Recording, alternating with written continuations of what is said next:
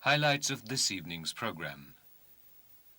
The idol makers of Chittaranjan Park, where the Durga Puja runs through the year. Kailash Rao, the man who tells everyone's future but his own. And the Tibetan Bazaar, the symbol of the will of a refugee people.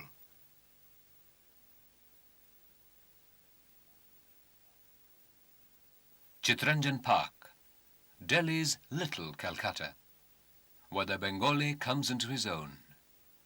What better symbol of this culture than the Durga Puja? The puja comes and goes, and with it come and go the lavishly ornate idols. But where do they come from? Would you believe it? This ramshackle hut. No one would give it a second look, except that there are sometimes some strange sights in its courtyard. It's not just the Durga Murtis that are made here. The craftsmen who live here with their creations also make idols for various other minor pujas, Lakshmi, Saraswati, Kali. This strange, larger-than-life doll combines the body of a statue of a local councillor with a leftover head from the previous 26th of January railways float. The horse is from an earlier job for the Steel Authority of India Limited. Inside the hut, the atmosphere is almost surreal. The space is dominated by Durga Murtis in various stages of completion.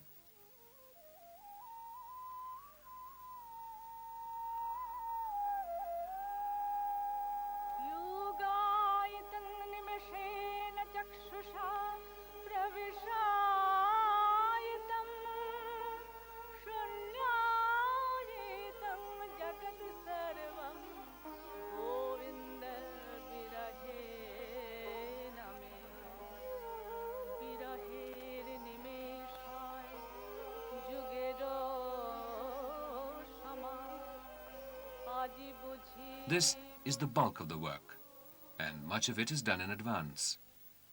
On some, the details and the faces of the goddess and her mount have already been etched. Only the painting and the ornamentation remains. But it's a long and sometimes tedious process that brings the idols to this state. Mihir Kumar Baidya, one of the artisans here, explains. প্রথমে কাঠ দিয়ে structure করা হয় আর কি কাঠ দিয়ে structure করে ওর মধ্যে বাঁশের মানে সাপোর্ট রাখার জন্য বাঁশ পোতা হয় বিভিন্ন কোয়ালিটি করে আর কি To begin with, we make a fundamental structure out of wood. We place a bamboo pole in this to act as support. This is all done according to the design given. Then we take the drawing. Some people use drawings. Some do it through instinct, fostered by experience. According to the drawing, straw is tied on to create the basic figure.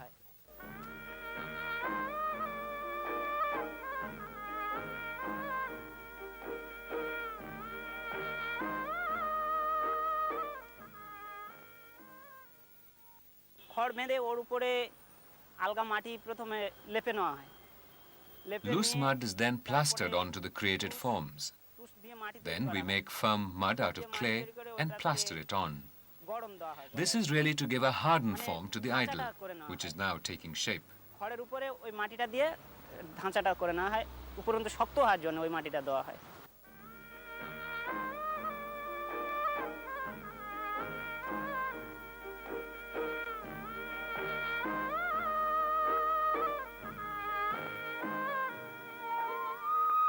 By now, the piece has begun to resemble the murti, at least in its general form.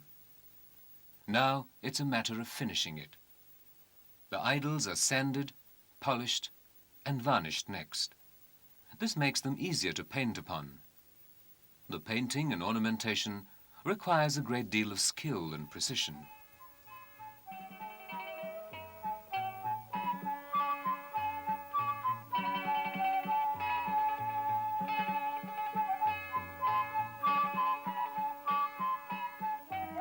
Much of the skills of these craftsmen come from training.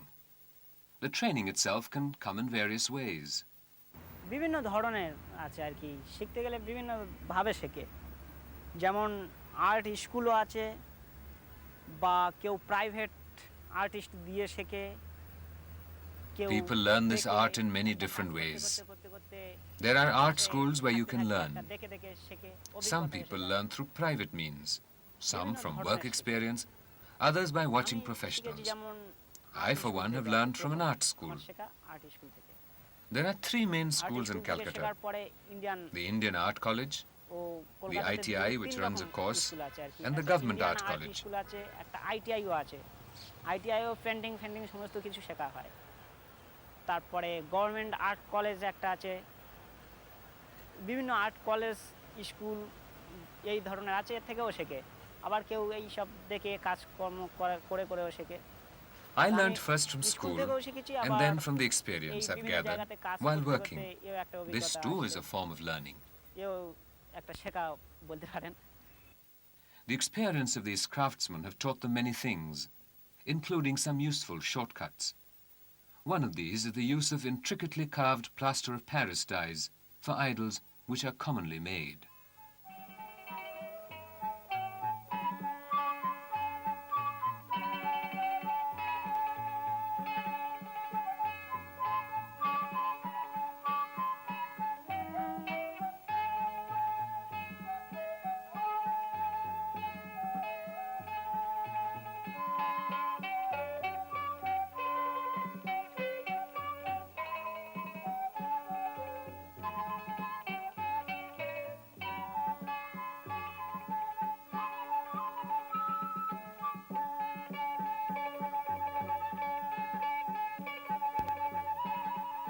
Looking at these clumsy, headless figures, it seems strange that they will soon be worshipped. However, it is gratifying to think that maybe in some way worship is but a tribute to the labor and skill of these craftsmen.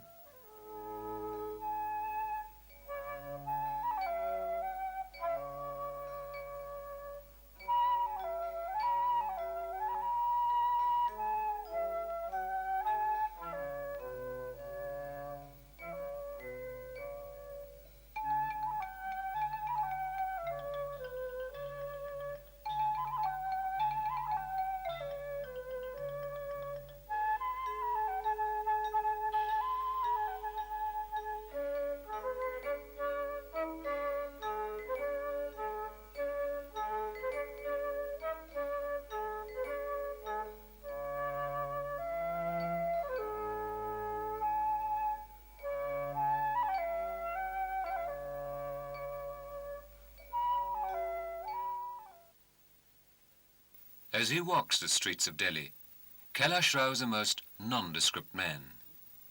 The only thing that gives away what he is the parrot's cage that he carries about with him. Kailash Rao, the cage announces, tells fortunes. Choosing a reasonably spreading tree, Kailash Rao sets up shop. All his wares are carried in his one little jhola and his parrot cage.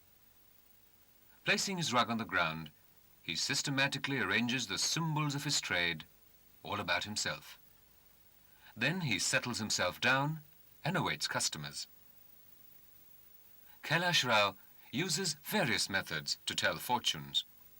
Usually the mode chosen depends on the client. Sometimes, though, he might use some method on his own to reinforce his readings. Where has he learnt all this from, one wonders? हम MP में मध्य प्रदेश खंडवा के रहने वाले हैं। I belong to Khandwa in Madhya Pradesh. Being pandits and fortune tellers is the family occupation. And though we've read palms and practiced astrology for generations, it is only for the last 10 to 12 years that I've worked with a parrot. The first gurus are the parents. After that, you make your own gurus. Without a guru, you can't learn. This has been our only work. We own no land or business otherwise.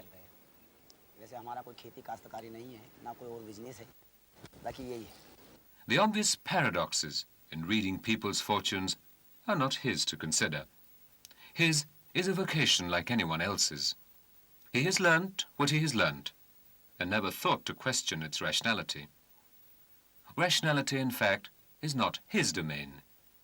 He deals in more abstract concepts like fate and death.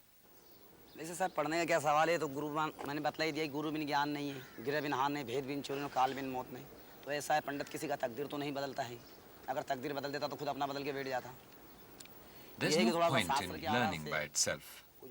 Without a guru, it's useless. A pandit can't change anyone's destiny. If he could, he'd just change his own. Fate is written about in the scriptures, and it just has to be read. It's all written in the lines of the palms. You can't predict matters of birth and death. Those are in the hands of God. No one can foretell death. Neither can anyone avert it. लेकिन उनका फल जो है ऐसा है आजकल तो ये ज्योतिष शास्त्र की किताबें इतनी निकली है कि पूछो मत लेकिन जो पुरानी चीजें थी वो तो नहीं रहती आजकल तो duplicate People like me learn from the Shastras and then read a man's personality and destiny from their faces or their palms. But people are skeptical about these things nowadays, so we lay all our learning out for them to see.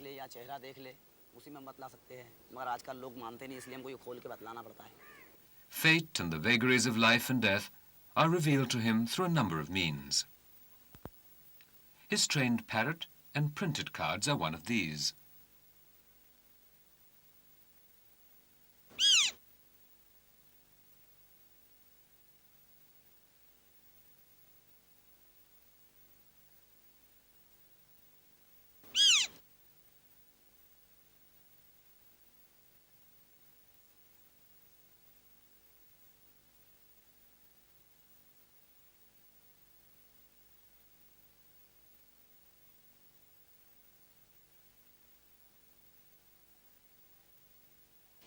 लिखा है देखो पूर्ण सिंह भाई आपका राशि कन्या है स्वामी आपका बुद्ध है राशि का मालिक बुद्धि का मालिक वैसे जीवन में आप खुद अपना काम करना चाहते गुलामी नहीं वैसे आप जीवन में ये चाहते हो कि आप भविष्य के अनुसार माने अपना धंधा अपना कारोबार अपना बिजनेस करना मगर वक्त के अनुसार भी पैसा नहीं है मगर अभी समय है धीरज से काम करे माने कहते हैं देर है अंधेर नहीं है टाइम लगेगा थोड़ा मगर आपके जीवन के अंदर अपना कार्य करोगे.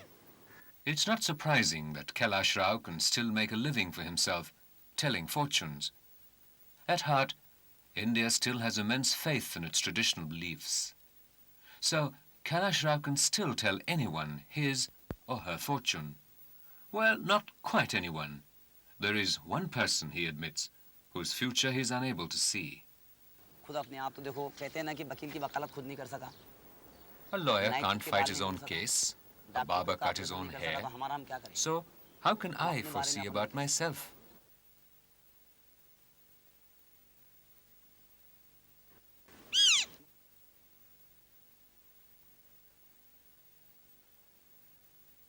In some places, the wide expanse of the Yamuna looks more like the green belt than like a river.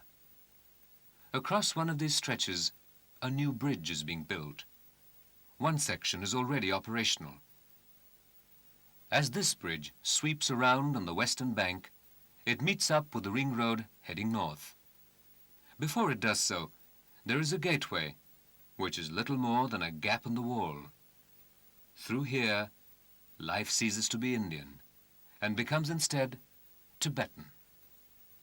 Most of these faces here have distinctly Oriental features, and most of them are highly expressive.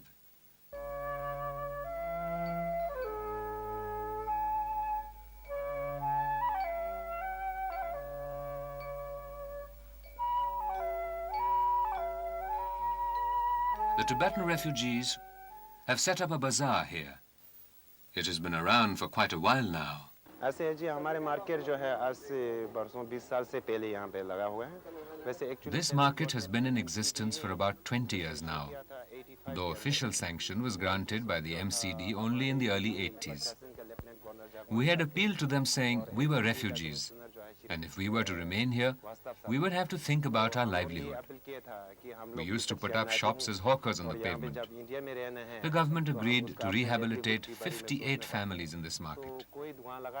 Now it's the profits from these shops that help us to run our lives and take care of our families. और government Also from our profits, we give what we can to the Tibetan struggle. Family जो है यहाँ पे दुकान लगाते हैं और इसी का जो है मतलब जो है चाहे प्रॉफिट हो जो भी हो हमारे लिवलीहुड चलते हैं और हमारे बाल बच्चे जो है पलने उसमें चलते हैं और हमारे जो टिबेटन फ्रीडम जो स्ट्रगल के बारे में जो हम संघर्ष करते हैं जो उसके बारे में जो हमारे तरफ से चाहे जितना दान की थोड़ा योग दे सकते हैं हम वो भी ज़रूर इसी मार्केट थ्रू से हम देते हैं.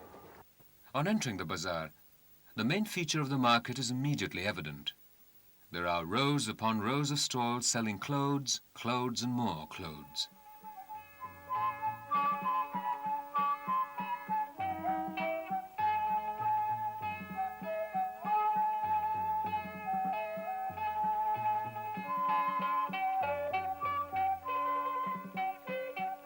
Many of them have famous foreign labels and markings, but not all of them come from abroad. Market की जो आइटम जो है अब यहाँ ज़्यादातर रेडीमेड की होते हैं तो हमारे मार्केट में रेडीमेड की जो ज़्यादा यहाँ बेचते हैं एक ज़माना ऐसे था कि Most थोड़ा of the बहुत items here are ready-made. ज़रूर होते थे. There was a time when we used to sell imported stuff. Type की होते थे कि जो नेपाल्स जो हमारे भाई बहन आते हैं और कोई वहाँ पे अपने भाई बहन मिलने के लिए जाते हैं तो कोई ऐसे आइटम्स लेके आते हैं तो वो अपनी मतलब जो है एक्सपेंडिचर के लिए वो लेके आते हैं तो वो यहाँ पे जो है बेचते हैं तो हम लेते हैं और दूसरा ये This would होता है come यहाँ from जो Nepal दिल्ली and from के अंदर Southeast ऐसे Asia. हैं कि सिंगापुर में A जाने large वाले number of होते हैं, Indians हांगकांग में traveled जाने to वाले those होते हैं, countries, बैंकॉक में जाने वाले and they होते हैं, used to वो come back with ज़्यादातर जो items इंडियन which लोग we होते could हैं। sell over तो वो here. लोग भी कभी जो ऐसी पार्टी But now होती I है, can तो say with मतलब some रेडीमेड amount of कपड़े ले certainty आते हैं, 2-3 that 4 almost पीस everything वो that you हमें get in बेचते this हैं, market तो आफ्टर is दैट हम totally उसको सेल Indian. करते हैं। अब इस वक्त ऐसी है कि ज़्यादातर जो है आप जो है हमारे अंदर जो यहाँ मार्केट में बेचते हैं वो ये होसरी सारा जो है मैं तो ये कहूँगा कि इंडियन की है. Clothes aren't, however, the only commodity here. Sports shoes, again sporting foreign markings, wait for the right feet to try them on. Shoelaces, like fluorescent worms, add more colour to the already colourful stalls. Here and there, imported cosmetics enhance the foreign scent of the place. There's a lot of stuff here for the taking, and a lot of takers. Many of them, strangely enough, are foreigners.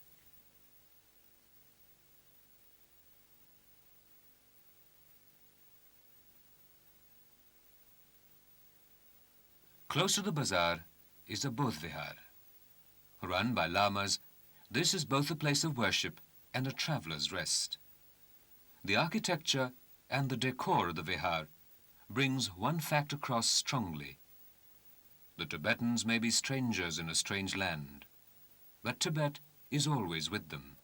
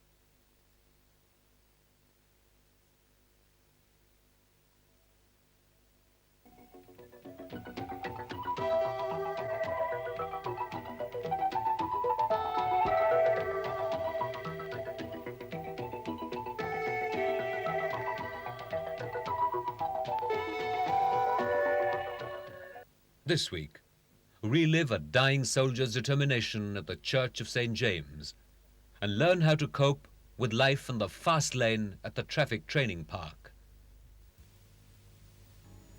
Structures around the ground make it quite clear that they have been here much longer than the generations which erected them.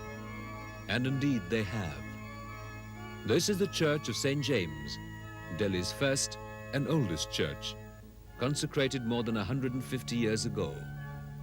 It is also familiarly called Skinner's Church, in memory of the man who built it almost single-handedly, Lieutenant Colonel James Skinner. James Skinner, as you know, his father was an Englishman, but his mother was an Indian, and he never called himself an Englishman. He was 25 years old in the year 1800, and by that time he had already become a legend, and he was leading his own cavalry regiment. He hadn't named it as yet, and he had a very efficient band of people whom he led, and he was in great demand with the small Rajas and Maharajas to fight for them. In the year 1800, he was fighting a battle, but he was losing it, and he was lying almost dead on the battlefield for 3 nights. And due to some miracle, his life was saved, and he vowed that since God had been extremely kind to him, he would build a church, and not only a church, but also a temple and a mosque. The mosque and the temple that were part of his vow, Skinner couldn't build. As it was, he was hard put to finish the church. But he did finish it, building it in the style of the Italian churches of the time. 5 years after it was completed, Skinner's life too came to an end. Not, however, his and his family's connection with the edifice. Not only are his own remains, true to his wishes, buried within the church, the grounds are replete with memorials to his friends and relatives.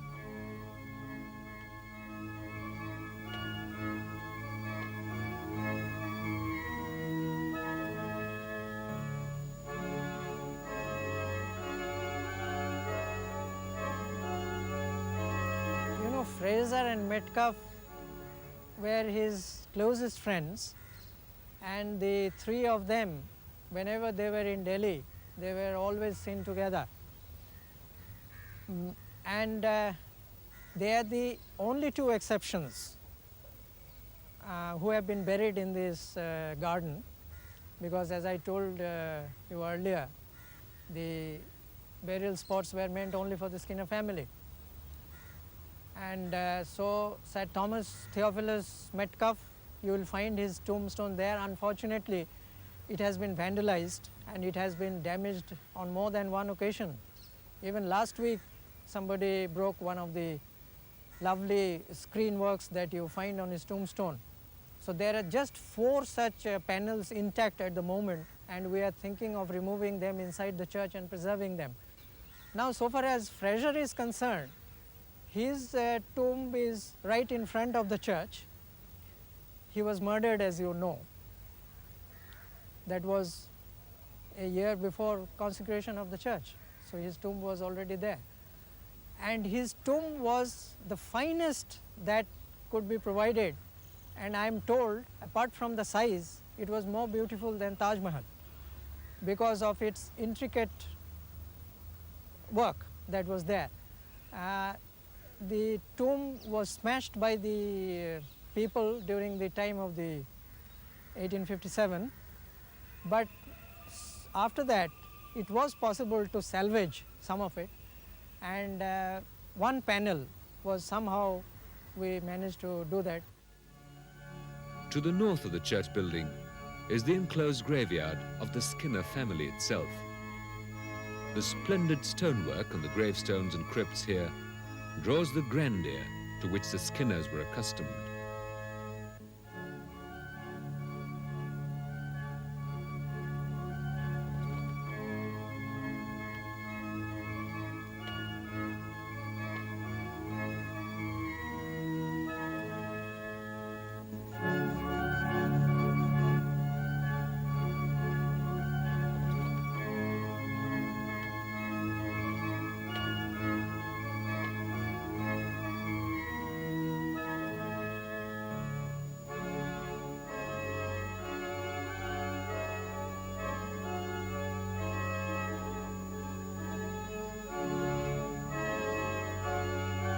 21 years after the church had been consecrated, the sun over Delhi darkened and turned to blood. The War of 1857 ravaged the city, and Skinner's church was a witness and victim of the mayhem. 1857 was a very crucial year. The first war of independence, as we call it, had its effect on the church. And for 4 months, the church was like a fortress. We had people here, dying people, bombs and bullets flying all over.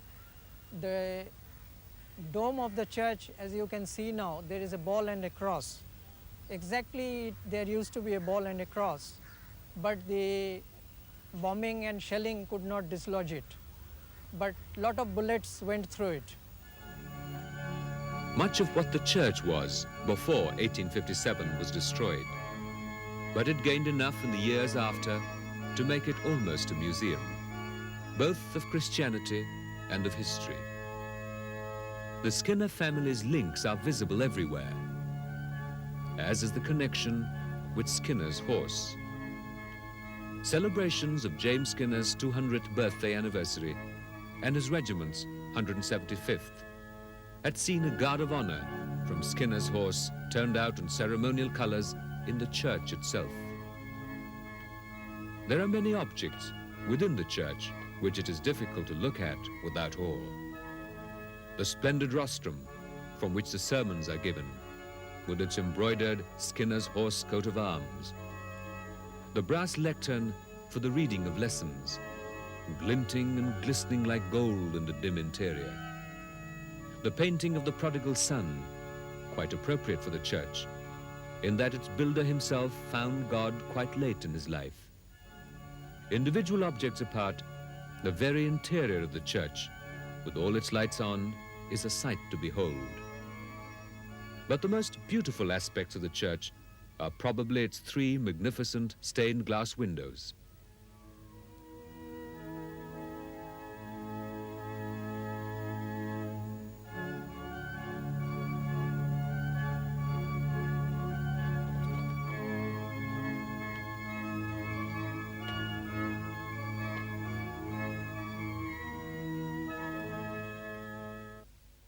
Put up in memory of Lieutenant Colonel Skinner and the church's martyred chaplain, Reverend Jennings, these works of art are now suffering the ravages of time.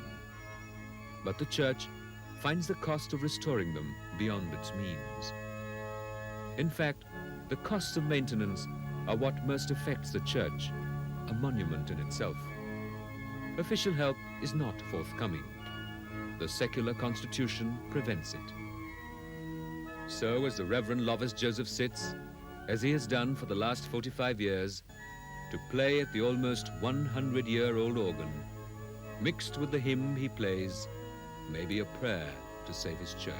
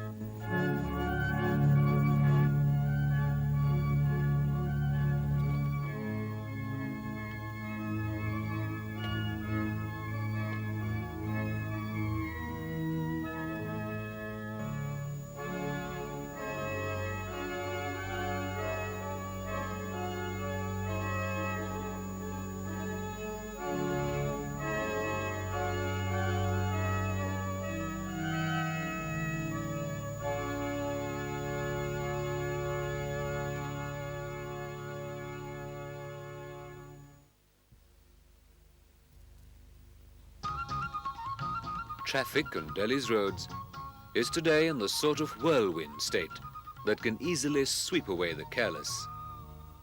Children especially are at risk. Given the conditions, special education in this respect becomes one of the instruments of survival. This is a fact that the traffic police recognizes. Now, we have among the school children a cadre, what we call as the road safety patrols. Now, the cadets of the road safety patrol are trained by us in traffic control and traffic management.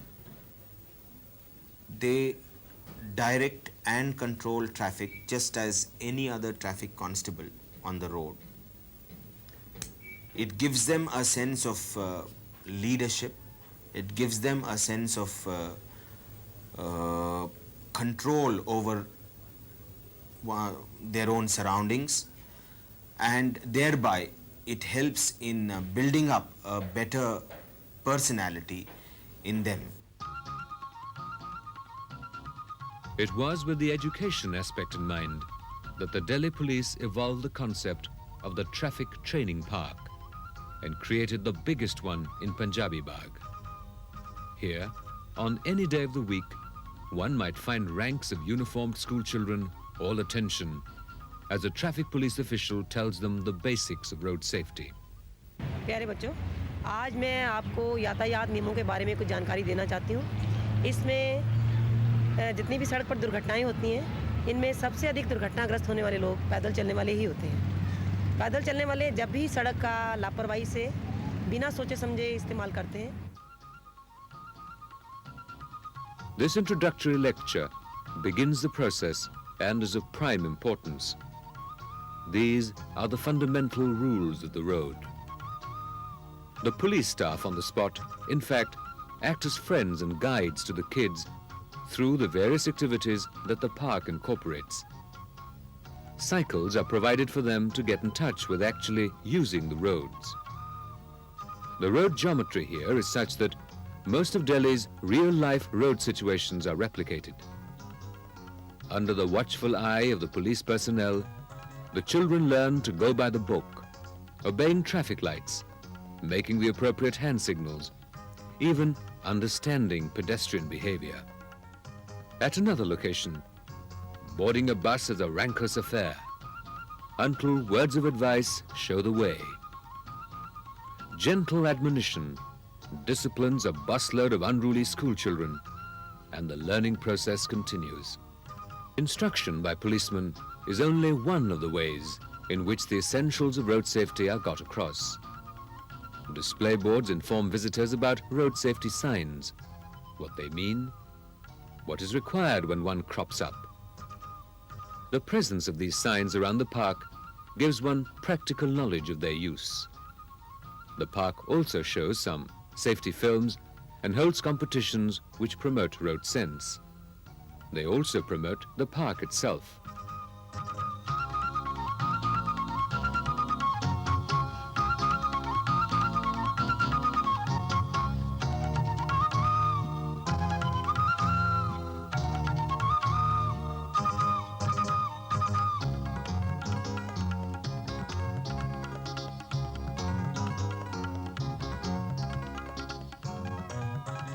For, let's face it, kids won't learn unless they enjoy themselves in doing so. The park has a number of devices to let them have fun while they learn. A toy train chugs its way around the park. The buildings are dwarf versions of actual structures. The Delhi railway station in particular is neatly reproduced. Then there are the elements of any child's fascination. A Nat fighter plane and a helicopter, which was actually flown into place at the park. Little wonder then that the park is so popular. In the process of making it interesting, we have developed a lot of fun and games which attract the children. Like you must have seen in our Punjabi Bagh Traffic Training Park, we have the mini train. We have avenues for some other games. We have got castles built there. We have got tunnels. We have got various aspects of interest that attract children to the place. Now, for West Delhi particularly, it has become an amusement park. People bring their children there, take them for a ride in the mini train, and this becomes not only an outing but an educational outing where the children go through all the drills of normal traffic scenario as would be seen on a road with heavy traffic, but minus the traffic here. Being popular is nice, but it's being useful that's important. Like DCP Pereira says, the park's effectiveness only the future will display. But at least a sizable group of school children do benefit from the traffic police's work. The road safety patrol, for example. अगर सड़क पर पटरी ना बनी हो तो सड़क के दाहिने किनारे पर आओ ताकि सामने से आने वाली गाड़ियों को आप अच्छी तरह से देख सको और अपना बचाव कर सको. Now the cadets of the road safety patrol are trained by us in traffic control and traffic management.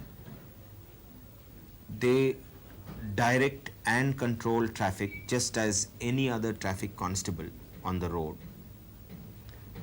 It gives them a sense of leadership. It gives them a sense of control over their own surroundings, and thereby it helps in building up a better personality in them. Now, apart from that aspect, they get to know, they learn all the rules of the road, how the movement of vehicles has to be controlled, what are the geometrics, engineering aspects, and the intricacies of vehicle movement, coordination, judgment. All these things are taught to them so that they are able to make their own judgment in directing and controlling traffic. Appeal to every soul who comes to these places, because this is your place. This is for your children. You know, use it in the best manner that you can, so that your children and the citizens of the city benefit through this. And do not dirty it. Do not throw garbage. Do not throw waste in these places. Keep it clean so that everyone else who comes also can enjoy it as much as you have enjoyed it. To the schools they come and go, and another group of school children prepares to learn more about road safety. Maybe the future will show that parks like these will make Delhi's roads safer to walk and drive on.